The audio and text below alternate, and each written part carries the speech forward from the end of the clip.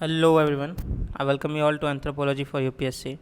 और आज के लेक्चर में हम देखने जा रहे हैं रोडिशियन मैन के बारे में, जिसे हम ब्रोकन हिल मैन या काबवे मैन भी कहते हैं। तो सबसे पहले देख लेते हैं कि सिलेबस में ये कैसे दिया हुआ है। अगर आप यूपीएससी का सिलेबस देखिएगा तो सब टॉपिक 1.6 पेपर 1 में आपको मिलेगा रोडिशियन मैन।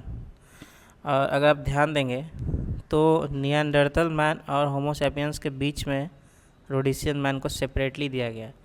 इसका मतलब इसका पोजीशन जो है वो ना कम्प्लीटली होमो सैपियंस वाला है और निएंडरथल से थोड़ा एडवांस्ड है। ठीक है, तो इसलिए इसको सेपरेटली पढ़ना पड़ेगा। आइए शुरू करते हैं। देखिए, रोडिशिया कहाँ पे है। रोडिशिया साउथ अफ्रीकन कॉन्टिनेंट में, इधर जिम्बाब्वे में पाया जाता है। ठीक है, रोडिशिया एक जगह है। और ब्रोकन हिल मैन इसलिए कहते हैं क्योंकि रोडिशिया में ब्रोकन हिल नाम का एक पहाड़ी है, उस पे इसके अवशेष मिले थे। और ठीक है, वहाँ के लोकल जगह को काबवे कहते हैं, इसलिए काबवे मैन भी कहते हैं। मीनिंग है इसका मैन ऑफ रोडिशिया। टाइम स्पैन है 0.3 to 0.125 मिलियन ईयर्स अगो, मतलब लगभग 3 लाख से लेकर 1,25,000 साल पहले तक पाया गया था। और फर्स्ट फॉसिल जो मिला था found in zinc mines in broken hill in Rhodesia, Kabwe, Zimbabwe, described by Pycraft and others in 1928। देखिए, इसके फॉसिल पाए जाने की बहुत इंटरेस्टिंग कहानी है कि ये मिला था टॉम ज़िगलर को। ये माइन सुपरवाइज़र थे, जिंक माइन जो था उसके सुपरवाइज़र थे। तो इनको तो उतना समझ नहीं आया कि ये खोपड़ी, ये जो स्कल है वो किस चीज़ का है।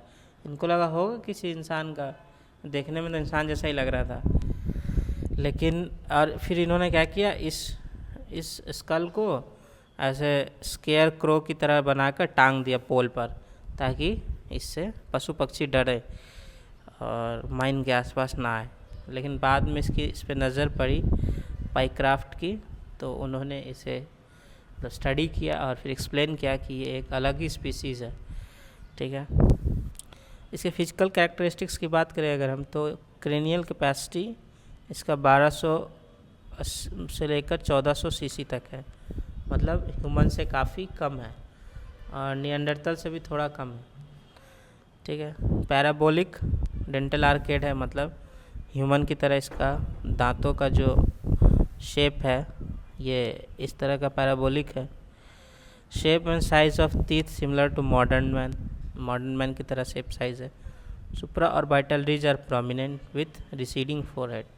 ये ह्यूमन से थोड़ा सा अलग है कि सुप्रा ऑर्बिटल रिज, ये वाला पोर्शन आईब्रो वाला, ये प्रोमिनेंट है, और फोरहेड जो है वो पीछे की तरफ रिसीडिंग है, ना कि ऐसे हमारी तरह स्ट्रेट होकर फिर पीछे गए। ठीक है, orbits are high and massive. Orbits आपका ये आँखों के लिए जो कैविटी है वो ऊपर की तरफ है काफ़ी, और बड़ा बड़ा आँख था इसका थोड़ा। Postcranial feature are similar to Homo sapiens, मतलब हाथ, पैर और बाकी पेल्विक रीजन ये सब मोस्टली सिमिलर था ह्यूमन से। Face is broad like Neanderthal, चेहरा चौड़ा था। ह्यूमन का चेहरा जो होता है वो स्ट्रेट होता है और थोड़ा कम ब्रॉड होता है। Foramen magnum similar to modern man. Foramen magnum कहते हैं हम जहाँ से आपका स्पाइनल कॉर्ड इंटर करता है ब्रेन में, तो वो सेंटर में था कहीं पे। ठीक है, पीछे से आके स्पाइनल कॉर्ड अंदर इंटर करता है, ह्यूमन की तरह था। लॉन्ग एंड नैरो हेड, डॉलिकोसेफेलिक, जैसा कि ह्यूमंस का होता है लॉन्ग एंड नैरो हेड। बस इसका हेड में यही दिक्कत था कि इसका फोरहेड रिसीडिंग था। अगर इसका फोरहेड भी सही से होता तो ये लगभग ह्यूमन की तरह ही दिखता।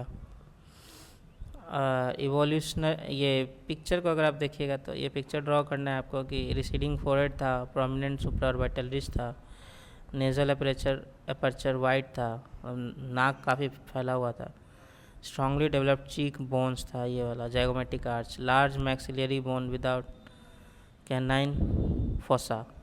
मैक्सिलरी बोन कहते हैं हम ऊपर वाले जो जॉ है उसको। तो वो ज़्यादा डेवलप था और उसमें कैनाइन फॉसा नहीं था।